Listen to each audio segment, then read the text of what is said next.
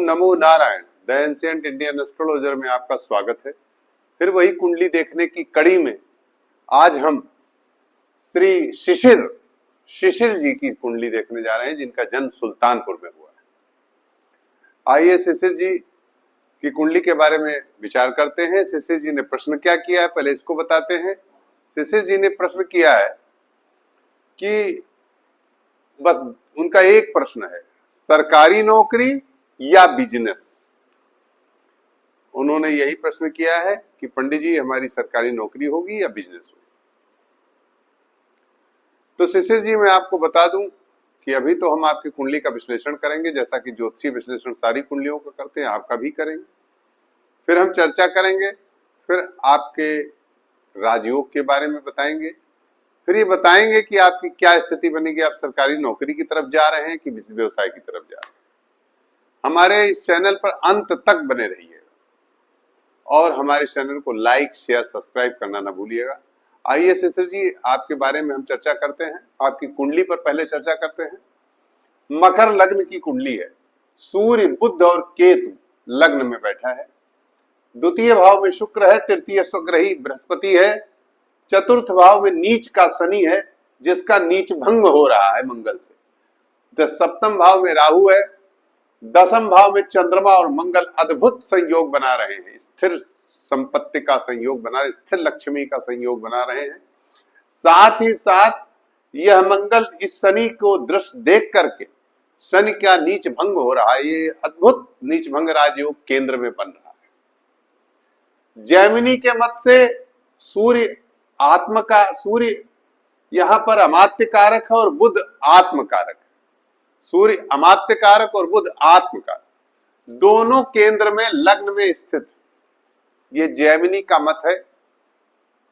जैमिनी के मत से यदि सूर्य बुध दोनों आत्मकारक अमात्य कारक होकर केंद्र में लग्न में बैठते हैं तो निश्चित रूप से उच्च स्तर की सरकारी सेवा होने का योग होता है, यह निश्चित है। अब आपने जो प्रश्न किया वो मैं कुंडली के जन्म लग्न पर बता रहा हूं।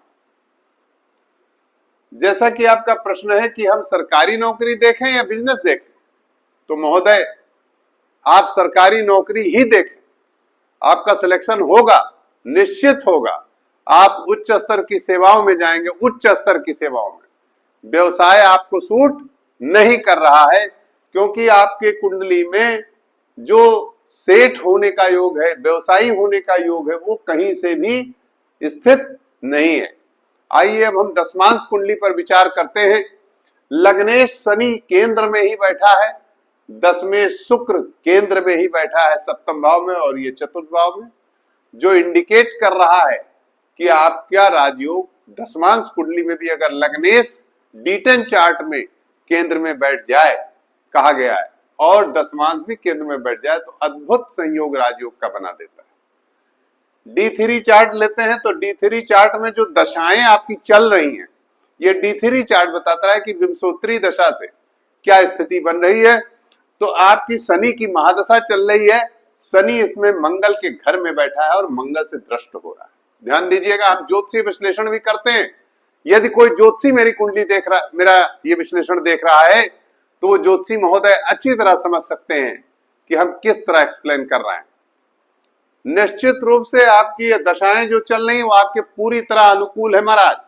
महोदय इस समय अभी जो सूर्य की दशा है, इससे उत्तम चंद्रमा की दशा है, उससे उत्तम मंगल की दशा है।